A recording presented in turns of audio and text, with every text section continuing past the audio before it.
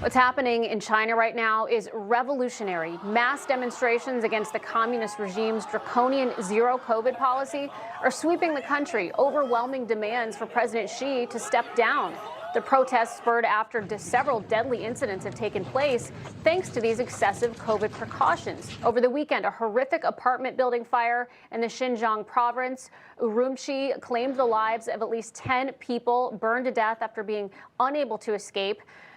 All the exits were padlocked in that building in the name of COVID, completely shut out. Reportedly, firefighters couldn't even reach these people either because of the COVID measures.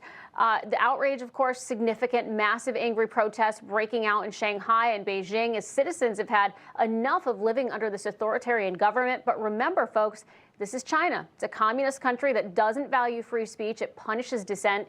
And all of these protesters are doing so at a huge risk to themselves and to their families. Make no mistake, right now, as we see a lull in demonstrations, the CCP is very likely rounding up these protesters for punishment. The Biden administration has been mum, only with a very weak response at today's press briefing. Our message to peaceful protesters around the world is the same and consistent. People should be allowed the right to assemble and to peacefully protest policies or laws or dictates that they take issue with. There should be nothing but a strong, decisive condemnation from the White House about what's going on in China. Instead, we get that. We get that from the White House that obsesses over preserving democracy. It's shameful. To discuss, I'm joined by the Chinese virologist who originally blew the whistle on China's involvement with the origins of COVID, Dr. Limin Yan. Doctor, welcome to the program. Thank you, Jane. I appreciate that Newsmax provides the opportunity for me to help Chinese people speak out. Well, we appreciate you coming on and voicing your concerns. You know, we see this zero COVID policy in China, and I want to talk about that. It's receiving a lot of backlash. It's at the center of this protesting. We see the severe measures that are being enforced in areas with relatively low COVID rates.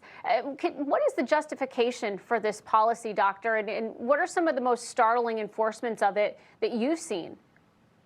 Okay, as I always told people that COVID-19 virus SARS-CoV-2 is not from nature. It was designed by People's Liberation Army using bad coronavirus CC45 and CXC21. So definitely the release of this virus can cause both pandemic overseas and also create the very good opportunity for Xi Jinping to reinforce his ruling. And now you see the zero COVID policy that happened because of the COVID pandemic. It helps Xi to do a very cost-effective way to control people. Actually, China is transferred from the peacetime to the wartime according to People's Liberation Army's confidential operations. So now you see Chinese people cannot bear it at all. Although majority of them still don't know exactly why it happened, but they know they need freedom. They know they cannot bear the tyranny at all. They know they are like Americans. They need freedom, and also they need the truth of virus, the truth of pandemic of COVID-19.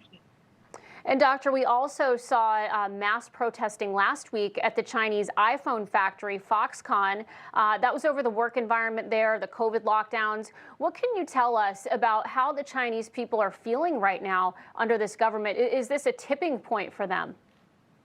So basically, Xi Jinping, because he needs to reinforce all the power, he needs to concentrate it and for his own purpose. CCP need to finance Russia for the military operation. They need to buy the other countries, become their allies, and fight against the U.S. together. So Xi Jinping changed the social structure, and the people are locked at home to minimum the daily cost. And also for certain industry like military industry or biological industry, they put a lot of power, a lot of effort to develop it for the national strategy. And that's why it created a lot of chaos. And because of these very strict policies, and also because there is no one allowed to talk, to speak out, to call for anything for their basic human rights, that's why finally you see people cannot bear it. Initially, it was little by little. Now it become more and more, become massive all over the country. Doctor, I want to ask you about this. We had Gordon Chang on the program last week and spoke with him a little bit about it. But they have codes over there, these COVID QR codes that are used by the government. It's sort of a social credit score system. It categorizes people by color, and then that color determines how much you can participate in society. Can you give us more details on this, how this QR COVID system works? And have you ever seen anything like this before being employed in China? This is well designed in China for the purpose in the COVID pandemic. And also it won't be lifted because CCP already sees the advantage of it. And actually, Xi Jinping claims that he wants to promote the household system all over the world.